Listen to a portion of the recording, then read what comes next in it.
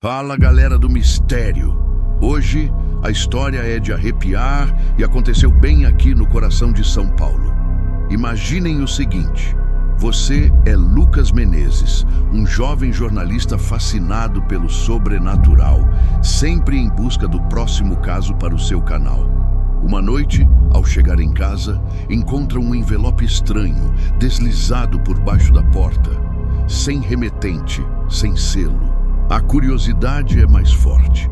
Dentro, um pedaço de papel com uma caligrafia trêmula e manchada com algo que parece sangue seco.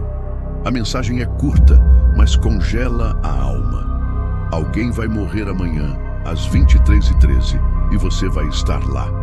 Um calafrio percorre a espinha de Lucas. Seria uma brincadeira de mau gosto? Uma ameaça? No rodapé da carta, um endereço quase ilegível. Rua do Carmo, 189, bem no centro antigo da cidade. Movido pela adrenalina e pelo dever de um bom investigador, ele mergulha em pesquisas. O que ele descobre só torna tudo mais sinistro. O prédio no endereço está abandonado desde um incêndio terrível em 1999. Naquela noite, uma mulher morreu carbonizada. Mesmo com o medo batendo forte, a decisão estava tomada. Ele iria até lá e registraria cada segundo. Era a história que seu canal precisava, ou talvez a última história que ele contaria. No dia seguinte, com a câmera em mãos e o coração na boca, Lucas chega ao local. O prédio é uma carcaça escura, com janelas quebradas que parecem olhos vazios encarando a rua. A fachada, coberta de fuligem, conta uma história de tragédia. Quando ele tenta forçar a entrada, uma figura emerge das sombras. É um vigia, um senhor de idade com olhos fundos e mãos trêmulas. Ele agarra o braço de Lucas com uma força inesperada e sussurra com a voz rouca: "Se recebeu a carta, já está marcado." Antes que Lucas pudesse fazer qualquer pergunta, o homem se vira e simplesmente desaparece na escuridão do corredor, como se nunca tivesse estado ali. A câmera de Lucas treme, capturando a poeira dançando no ar. E então, um som distante. Passos. Vindo de dentro do prédio vazio. Ignorando todos os instintos que gritavam para ele correr, Lucas entra. A escuridão é total, densa. Ele liga a lanterna e o feixe de luz revela paredes descascadas, entulho e o cheiro forte de mofo e cinzas. Ele avança lentamente, com a câmera gravando cada detalhe macabro. De repente, um som corta o silêncio. O choro de uma mulher, baixo e desesperado, vindo de algum lugar no andar de cima. E logo em seguida, uma voz, um sussurro gélido que parece estar bem ao lado de seu ouvido, chama seu nome. Lucas. Como aquilo era possível? Ele não tinha dito seu nome a ninguém.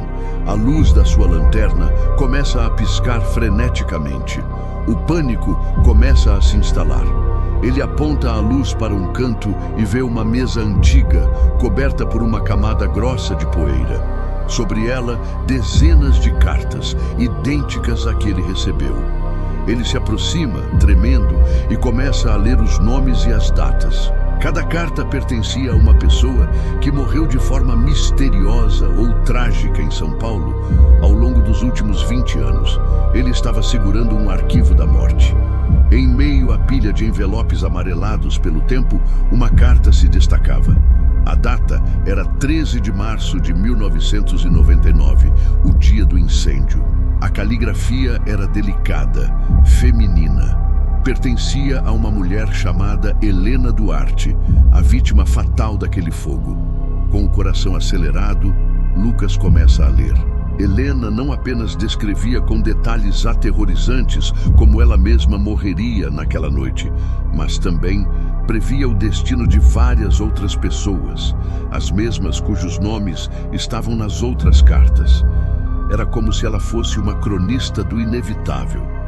Mas foi a última linha, escrita com uma tinta diferente, mais fresca, que fez o sangue de Lucas gelar por completo. A frase parecia ter sido adicionada há pouco tempo e dizia: E agora chegou a sua vez, Lucas Menezes. Ele olha para o relógio em seu pulso. 23h10. Faltavam apenas 3 minutos. No mesmo instante, a temperatura do ambiente despenca. Uma lufada de ar gelado passa por ele e o vapor de sua respiração se torna visível sob a luz da lanterna. O instinto de sobrevivência grita.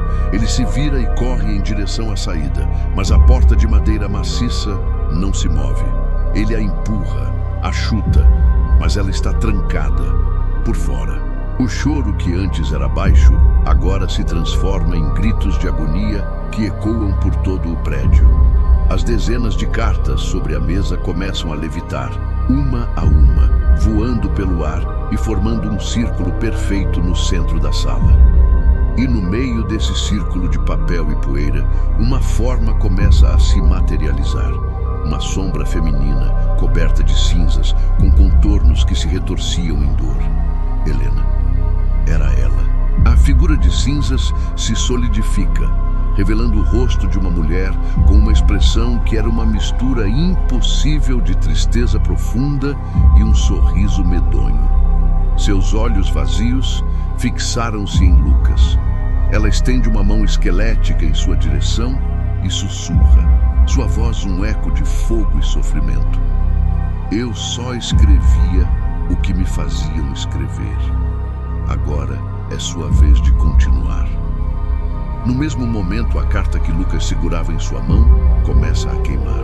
As chamas não o machucam, mas consomem as palavras originais, revelando uma nova mensagem escrita com fogo. A próxima vítima é quem assistir. O rosto de Lucas se contorce em puro horror, e a imagem da câmera corta para a estática. O que aconteceu depois é um quebra-cabeça montado a partir de fragmentos. As câmeras de segurança da rua registraram claramente Lucas Menezes entrando no prédio abandonado naquela noite, mas nenhuma câmera jamais o registrou saindo. Horas depois, vizinhos ligaram para os bombeiros. O prédio da Rua do Carmo estava em chamas. De novo, as labaredas consumiram a estrutura antiga pela segunda vez na história. Quando o fogo foi controlado e a equipe de resgate entrou, eles não encontraram corpo algum, nenhum vestígio de Lucas. Apenas cinzas, entulho e no centro exato do salão principal, intacta e impecável em meio à destruição, uma única carta.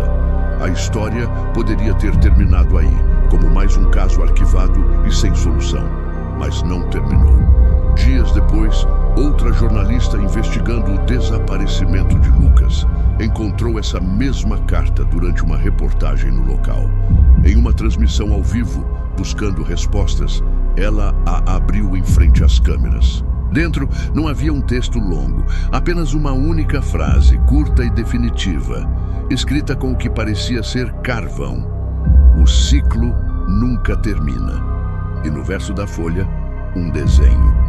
Um retrato assustadoramente detalhado do rosto de Lucas Menezes. Desde que esse vídeo foi ao ar, a lenda urbana se espalhou como fogo. Pessoas de todo o Brasil começaram a relatar fenômenos estranhos após assistirem à reportagem. E alguns, os mais azarados, juram ter encontrado um envelope deixado silenciosamente sob suas portas. A história de Lucas Menezes se tornou um aviso, uma maldição digital. Dizem que a história precisa ser contada, precisa ser assistida para que o ciclo continue. Então fica o aviso: se uma carta bater à sua porta, não leia, porque quem lê escreve o próximo capítulo. Obrigado por me acompanhar nesta jornada sombria. Se você gosta de mistérios e histórias que te deixam sem dormir, não se esqueça de se inscrever no canal e ativar o sininho. Mas cuidado com o que você assiste. A gente se vê no próximo vídeo, se houver um próximo.